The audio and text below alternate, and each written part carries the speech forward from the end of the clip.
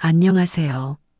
저는 박순자, 73세, 부산 해운대에서 은퇴한 초등학교 교사입니다. 정말 며느리 집 안방 문을 열었다가 그대로 충격에 빠진 제 이야기 좀 들어주세요. 며느리가 갑자기 차 마시러 오라고 전화를 했어요. 평소에는 그런 적이 없었는데 말이죠. 그런데 이상했어요. 목소리에 뭔가 긴장이 묻어났거든요. 그때는 몰랐습니다.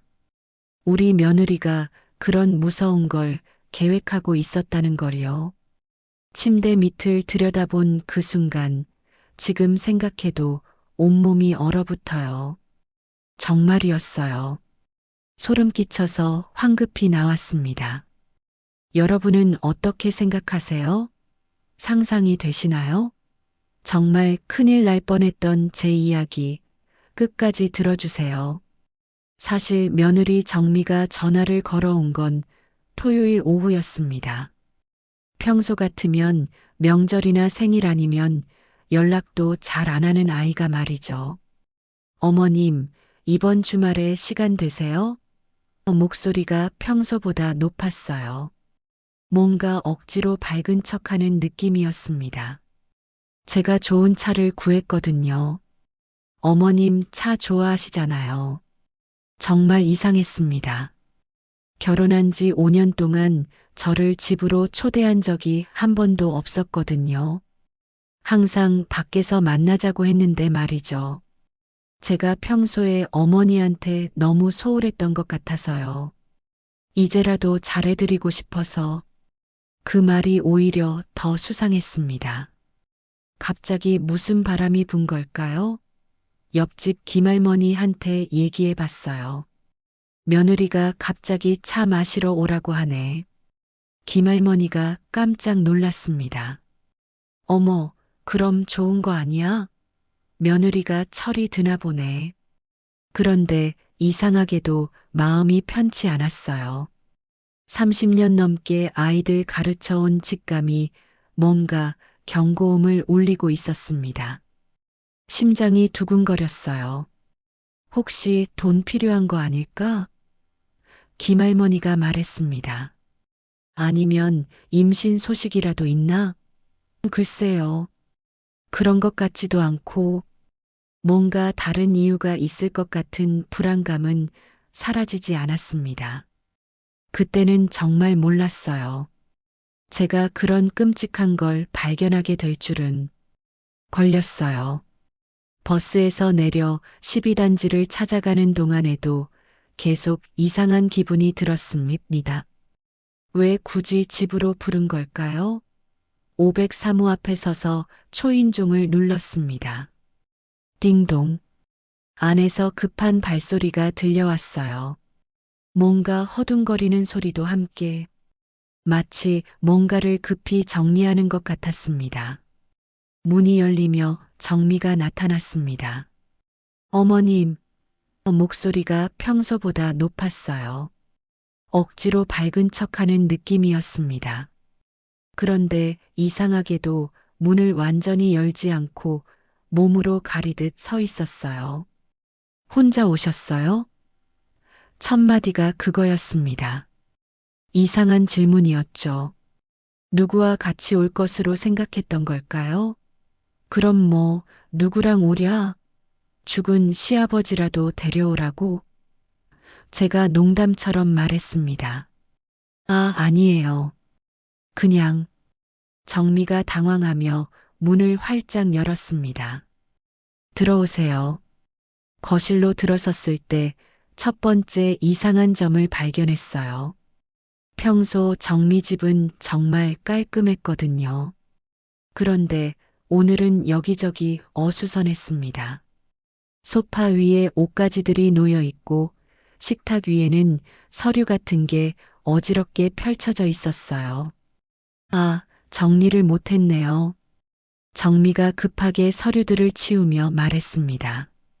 갑자기 일이 생겨서 제가 소파에 앉으려는데 정미가 말했어요. 어머님, 안방이 더 편할 것 같은데요. 에어컨도 켜져 있고요. 안방으로 안내받았습니다. 확실히 시원했어요. 침대 옆 의자에 앉으라고 하더군요. 정미는 차를 끓이러 부엌으로 갔습니다. 10분 정도 걸릴 거예요. 좀 쉬고 계세요. 문을 닫고 나가는 정미의 모습이 무언가 급해 보였어요. 혼자 남겨진 안방에서 둘러보니 이상한 점들이 눈에 보였습니다. 화장대 위에 무슨 약병들이 몇 개 놓여 있었어요.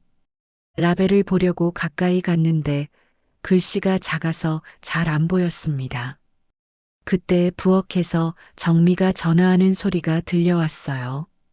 목소리를 낮춰서 말하고 있었지만 안방 문틈으로 들렸습니다. 지금 여기 와 있어. 응, 혼자. 30분 정도면 될 것 같은데. 30분? 뭐가 30분이지? 저는 귀를 기울였습니다. 준비는 다 됐어? 확실해? 양은 괜찮고? 양? 뭔 양을 말하는 거지?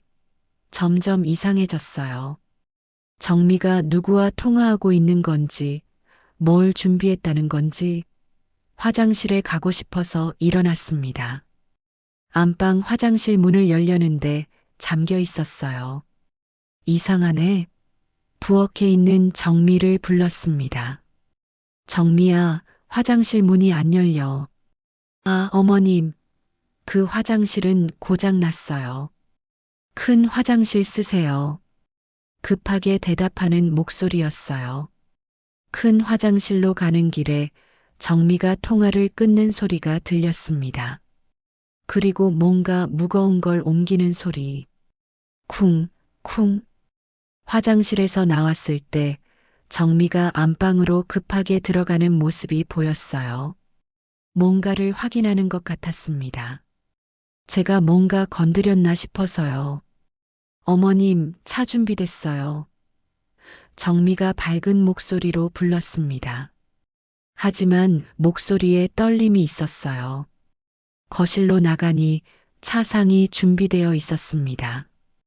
그런데 찻잔이 하나는 따뜻해 보이고 하나는 차가워 보였어요.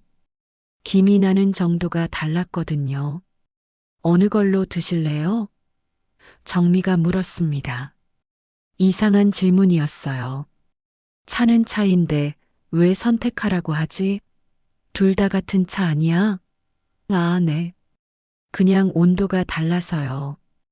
이건 좀 뜨겁고 이건 적당해요. 뭔가 수상했습니다. 정미의 손이 미세하게 떨리고 있었어요. 찻잔을 들면서 계속 제 얼굴을 살피고 있었고요. 그때 제 휴대폰이 울렸습니다. 아들 현수의 전화였어요.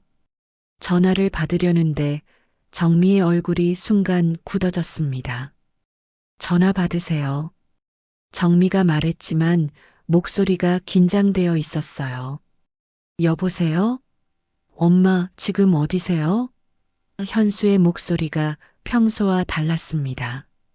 급하고 걱정스러운 목소리였어요. 며느리 집에서 차 마시고 있다. 전화기 너머로 현수가 크게 숨쉬는 소리가 들렸습니다. 엄마, 지금 당장 거기서 나오세요. 왜? 무슨 일이야? 아무것도 드시지 마세요. 절대로. 지금 당장 나오세요. 그 순간 정미의 얼굴이 새하얗게 변했습니다. 찻잔을 든 손이 덜덜 떨렸어요. 뭔가 들킨 것 같은 표정이었습니다. 현수야, 도대체 무슨 일이야? 엄마, 정미가 보험 수익자를 바꿨어요. 엄마 몰래. 전부 자기 이름으로. 그 말을 듣는 순간 모든 퍼즐이 맞춰졌습니다. 갑작스러운 초대, 이상한 행동들, 선택하라던 찻잔, 그리고 30분이면 된다던 전화 통화. 찻잔을 내려놓았습니다. 정미를 똑바로 봤어요. 그녀의 눈에서 공포가 번뜩였습니다. 뭐라고? 제가 다시 물었습니다. 정미의 얼굴이 점점 하얗게 변해가고 있었어요. 엄마, 듣기만 해요. 어젯밤에 보험 서류 정리하다가 우연히 발견했어요. 엄마 생명보험, 건강보험, 연금보험, 수익자가 전부 정미 이름으로 바뀌어 있었어요. 심장이 쿵 내려앉았습니다. 언제부터? 석 달 전부터 하나씩 바꿨더라고요. 엄마 도장도 엄마가 직접 찍으신 게 아니잖아요. 이건 위조예요. 온몸이 얼어붙었어요. 그래서 모두 얼마 되는 거니? 제가 떨리는 목소리로 물었습니다. 2억 3천만 원이에요, 엄마. 정미가 엄마를 해치려고 해요. 저는 잠깐 말문이 막혔어요. 2억 3천만 원. 제가 평생 모은 돈보다 큰 금액이었습니다. 그래서 저를 죽이려고, 엄마, 지금 당장 거기서 나오세요. 제가 경찰이랑 같이 가고 있어요. 10분이면 도착해요. 전화를 끊었습니다. 정미가 소파 모서리를 꽉 잡고 있었어요. 손가락이 하얗게 질릴 정도로 힘을 주고 있었습니다. 저는 천천히 찻잔을 내려놓았습니다. 정미를 똑바로 봤어요. 정미야, 네, 어머님. 목소리가 떨렸습니다. 보험 수익자를 언제 바꿨니? 그 순간 정적이 흘렀습니다. 정미의 눈동자가 좌우로 흔들렸어요. 거짓말을 할지 실토를 할지 고민하는 눈빛이었습니다. 무슨 말씀이세요? 결국 거짓말을 택했네요. 내 보험 수익자를 내 이름으로 바꾼 거 말이야. 저는 그런 거 몰라요. 목소리가 점점 높아졌습니다. 어머님이 무슨 말씀을 하시는 건지. 그럼 이 차는 뭐니? 제가 찻잔을 가리켰습니다. 왜 하나는 뜨겁고 하나는 미지근하지? 왜 나보고 선택하라고 했어? 정미가 입술을 깨물었습니다. 그냥 온도 차이예요. 30분이면 된다고 전화해서 말한 건 뭐야? 언제 그런 말을? 정미가 벌떡 일어났습니다. 저는 그런 말 안 했어요. 다 들었어, 정미야. 양은 괜찮냐고도 물어봤지. 그 순간 정미의 얼굴이 완전히 무너졌습니다. 들킨 거죠. 더 이상 거짓말할 수 없다는 걸 깨달은 표정이었어요. 어머님, 정미가 무릎을 꿇었습니다. 죄송해요. 정말 죄송해요. 뭘 탔어? 차에 뭘 탔냐고. 수면제요. 정미가 울기 시작했습니다. 그런데 많이 탄 게 아니에요. 정말 조금만. 조금만? 제가 소리쳤습니다. 나이 먹은 사람한테 수면제를 죽이려고 작정했구나. 아니에요. 그냥 잠깐 잠들게만 하려고. 정미가 손사래를 쳤습니다. 깨어나시면 병원으로 모셔다 드리려고 했어요. 거짓말이었습니다. 2억 3천만 원 때문에 저를 죽이려 했던 거예요. 왜 이런 짓을 했어? 제가 물었습니다. 정미가 고개를 숙였습니다. 빚이 너무 많아요. 사업이 망해서. 얼마나? 1억 8천만 원이요. 정미의 목소리가 점점 작아졌습니다. 이자까지 합치면 2억이 넘어요. 매달 이자만 500만 원씩. 너무 힘들었어요. 그래서 제 목숨을 노린 거군요. 빚 때문에. 현수는 알고 있어? 모르죠. 정미가 급하게 고개를 저었습니다. 오빠는 정말 몰라요. 제가 혼자 결정한 거예요. 그때 현관문에서 급한 발소리가 들렸습니다. 도어락 문이 열리는 소리도 함께 엄마, 현수의 목소리였어요. 현관문이 열리며 현수가 뛰어들어왔습니다. 뒤따라 경찰관 2명도 들어왔어요. 엄마, 괜찮으세요? 현수가 제게 달려왔습니다. 아직 안 마셨어. 내가 전화해줘서 살았다. 경찰관 중 한 명이 정미에게 다가갔습니다. 김정미 씨죠? 보험 사기와 살인 미수 혐의로 체포합니다. 아니에요. 정말 죽이려던 게 아니에요. 정미가 울부짖었습니다. 그냥 잠깐만 잠들게 하려고 한 겁니다. 수면제가 얼마나 들어있는지 확인해 봐야겠네요. 경찰관이 찻잔을 비닐봉지에 넣었습니다. 화학 분석 맡겨보겠습니다. 현수가 제 손을 꽉 잡았습니다. 엄마, 정말 다행이에요. 조금만 늦었으면. 저는 현수를 봤어요. 넌 어떻게 알았니? 어제 엄마 보험료 납부 통지서 확인하다가 이상한 걸 발견했어요. 수익자가 바뀌어 있더라고요. 그래서 밤새 확인해 봤는데 엄마 도장이 위조된 거였어요. 도장 위조? 네. 정미가 엄마 도장을 훔쳐서 위조 도장을 만들었어요. 미세하게 다른 부분이 있거든요. 그제야 모든 게 이해됐습니다. 정미가 얼마나 치밀하게 계획했는지. 언제부터 계획한 거야? 제가 정미에게 물었습니다. 정미가 수갑을 차인 채로 고개를 들었습니다. 반년 전부터요. 사업이 완전히 망하고 나서 반년 동안 내 죽음을 계획했다는 거구나. 정미가 눈물을 흘렸습니다. 정말 죄송해요, 어머님. 저도 어쩔 수 없었어요.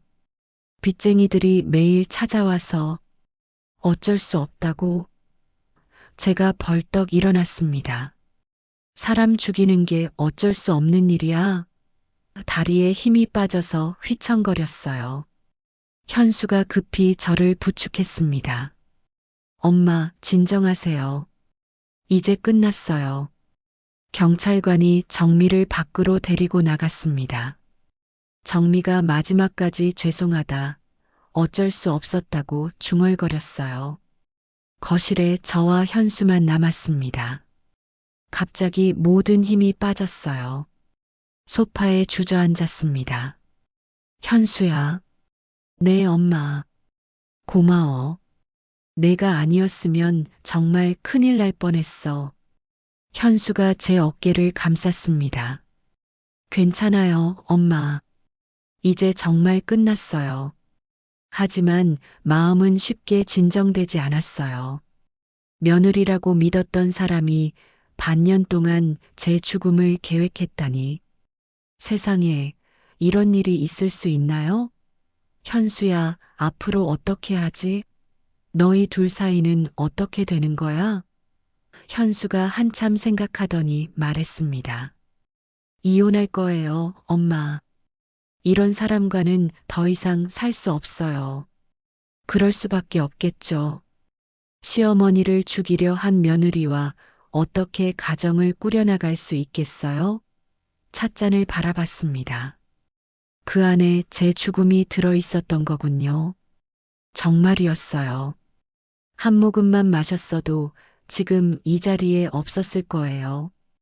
정미가 끌려나간 뒤 경찰관들이 본격적인 수사를 시작했습니다. 젊은 경찰관이 저에게 찾아왔어요. 할머니, 몸은 괜찮으세요? 혹시 차를 조금이라도 드셨나요? 아니요. 한 모금도 안 마셨어요. 아들이 전화해줘서 다행히. 그래도 병원에서 검사 받아보시는 게 좋겠습니다. 수면제 성분이 공기 중에 있을 수도 있거든요.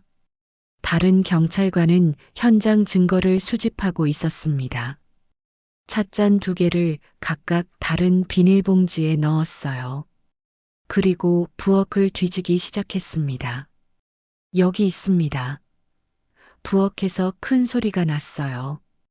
경찰관이 냉장고 뒤에서 작은 약병을 발견했더군요. 라벨에는 졸피뎀이라고 써 있었습니다. 강력한 수면제네요. 이 정도 양이면 경찰관이 고개를 저었습니다. 할머니 연세를 고려하면 정말 위험한 양입니다. 현수가 제 손을 더 꽉 잡았어요. 엄마, 정말 다행이에요. 형사 한 분이 노트북을 들고 와서 보여줬습니다. 할머니, 이거 보세요. 보험 가입 내역입니다.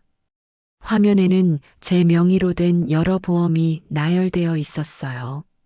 생명보험 1억 5천만 원, 암보험 5천만 원, 상해보험 3천만 원 수익자가 언제 바뀌었는지 보세요. 형사가 마우스로 가리켰습니다. 3월, 4월, 5월. 한 달에 하나씩 차례로 바꿨네요. 정말 치밀했습니다. 한 번에 바꾸면 들킬 수 있으니까 시간차를 둔 거죠. 도장 감정도 의뢰했습니다. 위조 도장으로 나올 가능성이 높습니다.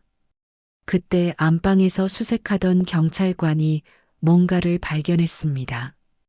이거 보세요. 침대 매트리스 밑에서 수첩이 나왔어요. 정미가 직접 쓴 계획서였습니다. 7월 15일 어머님 차 초대, 8월 10일 실행 예정일. 형사가 읽어줬습니다. 정말 상세하게 계획했네요. 오늘이 8월 12일이었습니다.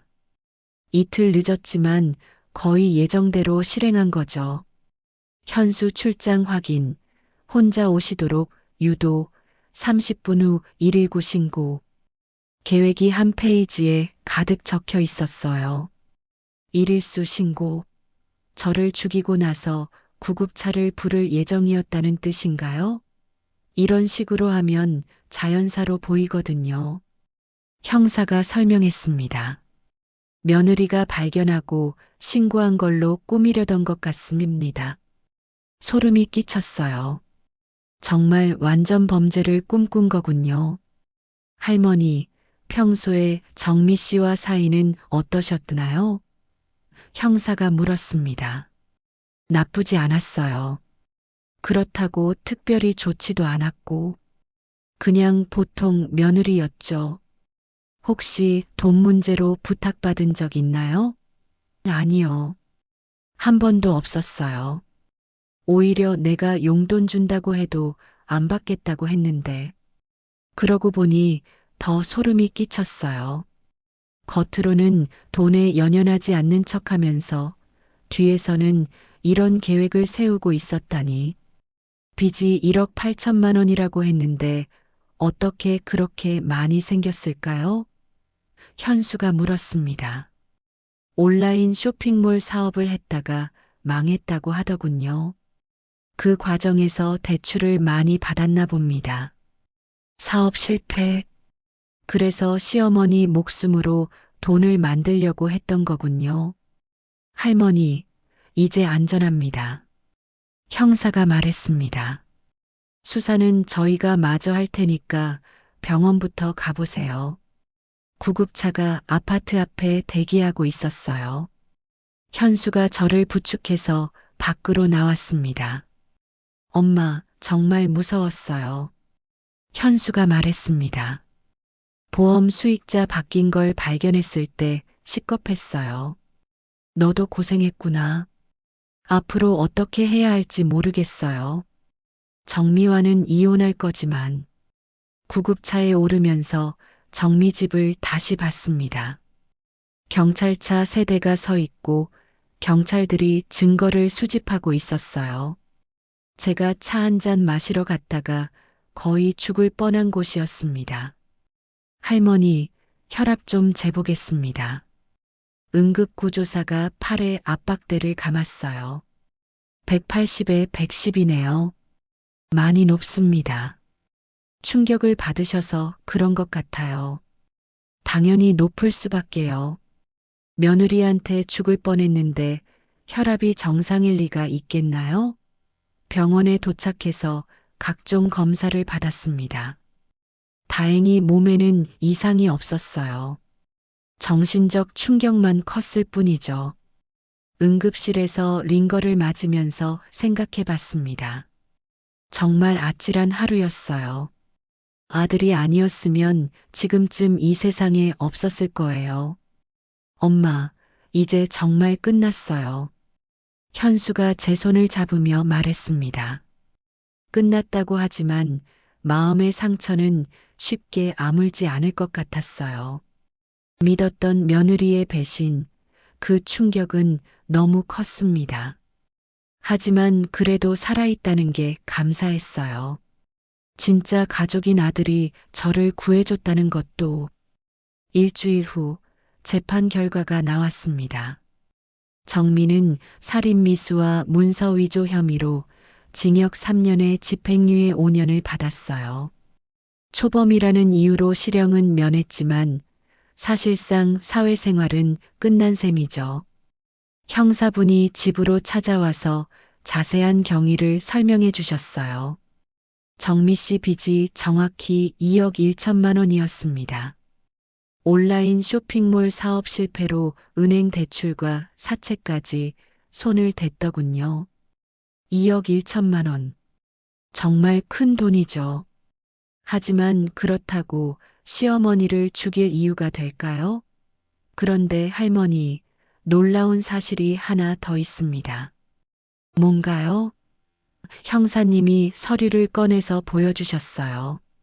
할머니 재산 조회를 해봤는데 총 자산이 8억 원이 넘습니다. 순간 말문이 막혔어요. 8억이요? 네. 부동산 5억, 예금 2억, 주식 1억. 아이러니했습니다. 2억 3천만 원 보험금을 노리고 저를 죽이려 했는데 실제로는 그보다 훨씬 많은 재산이 있었다니. 저도 몰랐어요. 엄마가 이렇게 재산이 많은 줄. 현수가 말했습니다. 맞아요. 제가 숨겨온 거였거든요. 퇴직금과 연금을 잘 관리해서 모은 돈이었어요. 아이들이 알면 편하게 살라고 할까봐 비밀로 했던 거죠. 며느님이 알았다면 어땠을까요? 형사님이 물었습니다. 그래도 똑같이 했을 것 같아요. 제가 대답했습니다. 8억을 상속받으려면 언제까지 기다려야 할지 모르잖아요. 당장 빚에 쫓기는 상황에서는 2억이라도 빨리 손에 넣고 싶었겠죠. 욕심이 사람을 그렇게 만드는 거예요. 한 달 후 현수가 이혼했다는 소식을 들었어요. 정민은 친정으로 돌아갔다고 하더군요. 엄마, 앞으로 어떻게 할까요? 현수가 물었습니다. 뭘? 엄마 재산 말이에요. 8억이나 되는데. 저는 생각해 봤어요. 이번 일을 겪고 나니 돈의 무서움을 알겠더라고요. 사람을 변하게 만드는 힘이 있어요. 유언장 써야겠다. 너무 이른 것 아니에요? 아니야. 이번 일로 확실히 알았어. 돈 때문에 가족도 원수가 될 수 있다는 걸. 그날 오후 변호사 사무소에 갔어요. 유언장을 작성했습니다. 모든 재산을 현수에게 상속한다고. 그리고 조건 하나를 달았어요. 엄마를 지켜준 아들에게만 상속한다. 부모에게 해를 끼치려 한 자는 상속에서 제외한다. 법적으로도 문제 없다고 변호사가 확인해 줬어요. 집으로 돌아와서 현수에게 말했어요. 너 덕분에 살았다. 고마워. 당연한 거예요, 엄마. 당연한 게 어디 있어? 정민은 돈 때문에 시어머니를 죽이려 했는데 그때 깨달았어요. 진짜 가족은 서로를 지켜주는 사람이라는 걸. 돈이나 이익 때문에 함께 있는 게 아니라 위험할 때 구해주는 사람이 진짜 가족이에요. 지금도 가끔 그날을 생각해요. 만약 현수가 전화하지 않았다면? 만약 보험 수익자 변경을 발견하지 못했다면? 아찔해요. 정말 한 모금만 마셔도 이 세상에 없었을 거예요. 여러분, 오늘 제 이야기 어떠셨나요? 세상에는 정말 무서운 일들이 많아요. 가장 가까운 사람도 때로는 가장 위험한 적이 될 수 있다는 걸 배웠어요. 하지만 진짜 가족의 소중함도 알게 됐습니다. 위기의 순간 저를 구해준 아들처럼 서로를 지켜주는 것이 진정한 가족이에요. 여러분도 주변을 한번 돌아보세요. 정말 믿을 수 있는 사람이 누구인지, 그리고 그런 사람들을 소중히 여기세요. 돈은 다시 벌 수 있지만 진짜 가족은 잃으면 되돌릴 수 없거든요.